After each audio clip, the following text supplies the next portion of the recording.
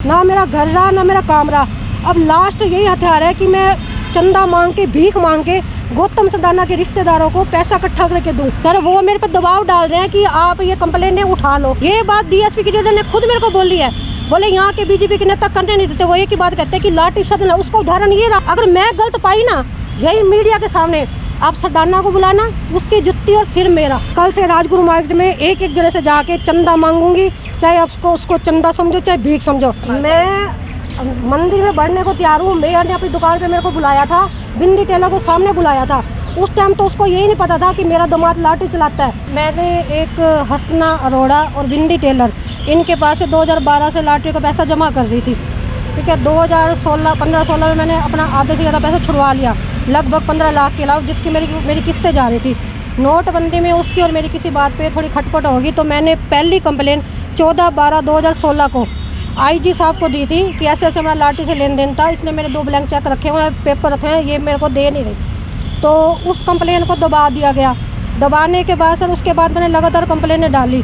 3 साल पुलिस वाले मेरे पे ही दबाव बनाते रहे और झूठी रिपोर्ट लिखते रहे कि मेरी 17 लाख की देनदारी है। सर 17 लाख की देनदारी उस लेडीज़ ने क्या दिखाई कि 83D राजगुरु मार्केट में एक दुकान है, उसको बेच के, जिसके 3 पार्टनर थे, इसका पैसा मेरी माँ को दिया गया। तो सर जब ये मुकदमा 4 साल बाद 2019 में डीए साहब की राय पे और आईजी साहब के राय पे डीएसपी जोगिंदर सर के बीच में बैठ के सारा कुछ होने के बाद पूरी राय के साथ मुकदमा दर्ज हुआ था। मुकदमा दर्ज होने के बाद सर मेरे को कभी नहीं बुलाया गया और 3 महीने बाद मेरे को पता लगा कि मेरा मुकदमा कैंसिल हो चुका है। तो इस दौरान मैंने मुल्तानी चौकी में एक पुलिस वाले को फ़ोन किया था। वो मेरे को बता रहा था कि बिंदी टेलर का कम से कम 2 करोड़ का सालाना धंधा है, हमें सब पता है। सर उसके बाद इन्होंने क्या किया, मेयर का रिश्तेदार है वो, बिंदी टेलर दामाद लगता है बुआ का। मेयर ने अपनी दुकान पे मेरे को बुलाया, बिंदी और मेरे आमने सामने बात करवाई। उसके बाद क्या हुआ, मेरा मुकदमा कैंसिल करके ना कोई इन्वेस्टिगेशन नहीं करने दी। 2022 में IPS उपासना मैडम ने इन्वेस्टिगेशन की थी 420 की। अब वो उपासना मैडम की ये रिपोर्ट है जिसमें ये सारा मेंशन हुआ है कि उसकी जो दुकानदारी है, जो उसके ये जो जितने भी गवाह हैं वो सारे बार बार बयान बदल रहे हैं। उपासना मैडम ने मेरे को ये पॉइंट टू पॉइंट आंसर दिए थे। मैंने कंप्लेन लगाई थी क्योंकि इन्वेस्टिगेशन में था। उपासना मैडम ने उसको बोल दिया था कि 420C में तो अंदर जाएगी, लेकिन उसके बाद वो मैडम जाने के बाद इनका फिर इनका वो चल गया। 3 साल से मेरे कोई वो नहीं। अनिल विज की कंप्लेन आई थी क्राइम ब्रांच में DSP ललित के पास। ललित का जो रीडर है उसने मेरे पे दबाव डाला। उसने तो सर अनजान बंदों के बयान लिख के ना केस दबा दिया। अब 3 दिन से मेरे पे प्रेशर डाल दिया पुलिस कि आपको 182 में अरेस्ट करेंगे और 19 का मुकदमा कैंसिल सही माना जाएगा। अब इसमें यह लिख दिया कि हसना भी लाठी चलाती। सर हर रिपोर्ट में हसना की लाठी का, हसना की वॉइस रिकॉर्डिंग दे रखी है, सब कुछ दे रखा है। ये लोग नाजायज़ मेरे पे 17 लाख का प्रेशर डाल रहे हैं कि मैं इनको दूँ। मेरा काम धंधा सब चौपट हो गया। परिवार में सिर्फ 2 बेटियाँ, ना मेरा घर रहा ना मेरा काम रहा। अब लास्ट यही हथियार है कि मैं चंदा मांग के, भीख मांग के गौतम सरदाना के रिश्तेदारों को पैसा इकट्ठा करके दूँ या फिर कोई गलत कदम उठाएं। और मैं यही चाहती हूँ कि जितना भी है मेरे को न्याय मिले।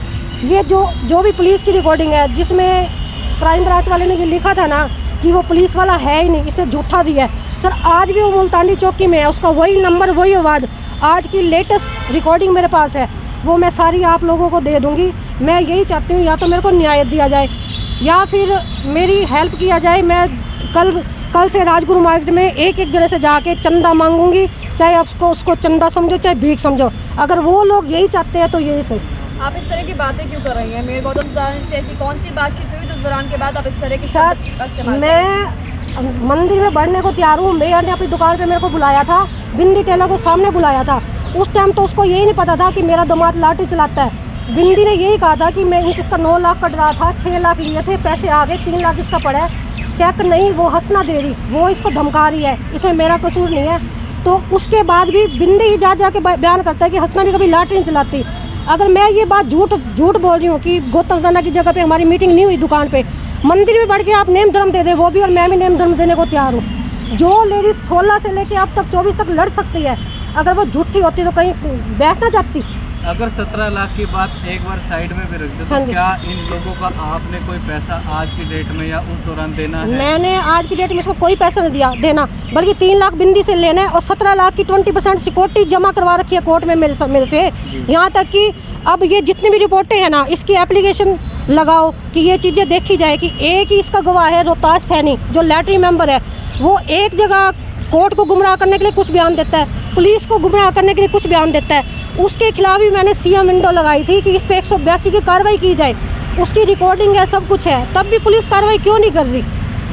ऐसा क्या हुआ कि आपको पुलिस वालों की तरफ से, अनिल विज की तरफ से, एसपी डीएसपी की तरफ से या फिर जो पूर्व में रहे मेयर की तरफ से कोई सपोर्ट नहीं मिल रहा, आपके खिलाफ खड़े हैं? सर वो मेरे पर दबाव डाल रहे हैं कि आप ये कंप्लेनें उठा लो। अरे मैं कंप्लेनें उठाने के लिए तैयार हूँ, अगर बैठ के भी ढंग से बात तो कर लो। जो यूँ नाजायज़ किसी से 17 लाख कहाँ से, ये सिलाई सिखाने वाली मुझे 17 लाख लोन देने की पावर रखती है क्या? उसके पास लोन देने का लाइसेंस है? जितने भी उसके गवाह हैं सब कहते हैं कि मेरा हंसना से पैसों का लेन देन है। एक मशीन से 3,000 रुपये में सिलाई सिखाने वाली जगह जगह पैसे बांटती रहती है।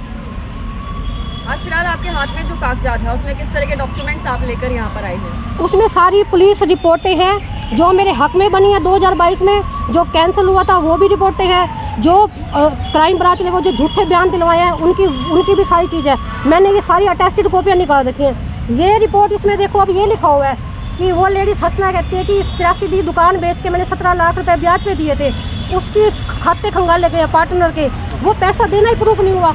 तो आप ये बताओ कि 17 लाख कहाँ से लाई थी? ये बात तो मैं भी कहती हूँ कि मेरे 2 ब्लैंक चेक थे, आज तक किसी ने ये नहीं कहा कि चेक को मैं हैंडराइटिंग वो करवा दो, कुछ करवा दो, कुछ करवाने का नाम ही लेते। तो मैम अभी आखिरी में आप चाहते क्या हैं? मैं ये चाहती हूँ सर, ये जो रिपोर्टें हैं ना, 3 दिन से मेरे फ़ोन पे बार बार एक व्हाट्सअप भेजा जा रहा है मुल्तानी चौकी की तरफ से कि 2019 में जो मुकदमा कैंसिल किया था ना वही सही है, आपको कोर्ट में पेश होना है। जी भाई, ये 22 की रिपोर्टें ये मैंने बनवा रखी हैं क्या? ये बड़े बड़े अफसरों के साइन मेरे हैं, ये अटेस्टेड कॉपी है, पुलिस डिपार्टमेंट से निकाल रखी है। इस पे जो ये सारे ऑर्डर दिए हुए हैं, इस ऑर्डर पे जिस अफसर के पास ऑर्डर दिए हैं वो सबके कंप्लेन नंबर है। क्या ये मैं झूठा लेके घूम रही हूँ?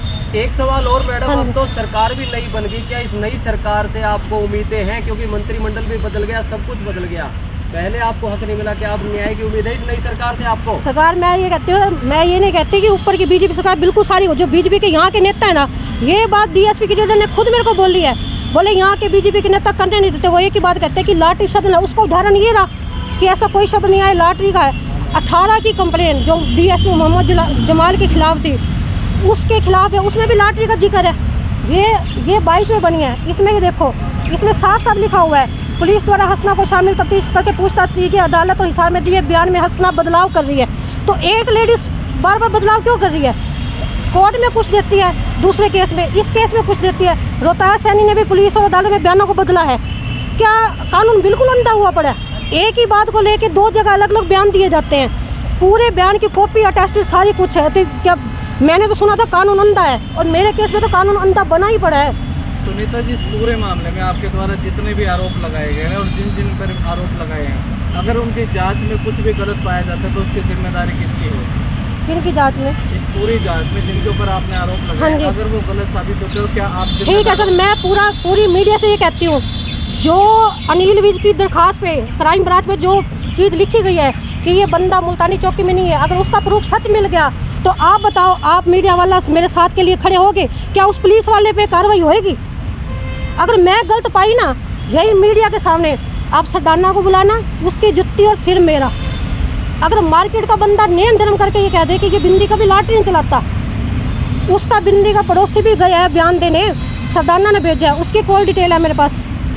अगर मेरा बयान झूठा मिलता है ना, क्राइम ब्रांच ने आपसे गलत बयान दर्ज करवाया है, इस तरह के शब्द किस लिए कहे गए आपको? ऐसा क्योंकि क्यों मैंने लगता है? ITR निकलवाई है, ITR निकलवा के उसमें सारा कुछ मेंशन है, आगे उसका प्रूफ भी मैंने रखा हुआ है। अगर वो प्रूफ मेरे गलत है, अगर क्राइम ब्रांच वाले सच्चे हैं तो कोई दिक्कत नहीं, मैं सजा भुगतने के लिए तैयार हूँ। पूरी वीडियो आपने सुनी जिसके अंदर इस महिला के द्वारा जो है बहुत ही गंभीर आरोप कई लोगों के ऊपर लगाए जा रहे हैं और इस पूरे मामले में कई डीएसपी, पुलिस अधिकारी व अनिल विज का भी जिक्र हुआ। इस पूरे मामले में की गई बातचीत का सिटी बिग न्यूज़ किसी भी तरीके से पुष्टि नहीं करता और आप तस्वीरों में इस मामले से जुड़े सभी दस्तावेज जो पीड़ित पक्ष के द्वारा मुहैया करवाए गए वो देख पा रहे हैं। इस पूरे मामले में अगर कोई दूसरा पक्ष सामने निकल कर आता है तो वो भी अपनी बात सिटी बिग न्यूज़ के माध्यम से रखना चाहे तो दिए गए नंबरों पर संपर्क करके अपनी बात रख सकता है। सिटी बिग न्यूज़ उनकी बात भी जनता तक पहुंचाने का काम करेगा। और इस पूरे मामले में पुलिस प्रशासन से एक ही अपील कि इस पूरे मामले को संज्ञान में लेते हुए जो भी जल्द से जल्द और जायज़ से जायज़ कार्रवाई है उसे अमल में लाया जाए, ताकि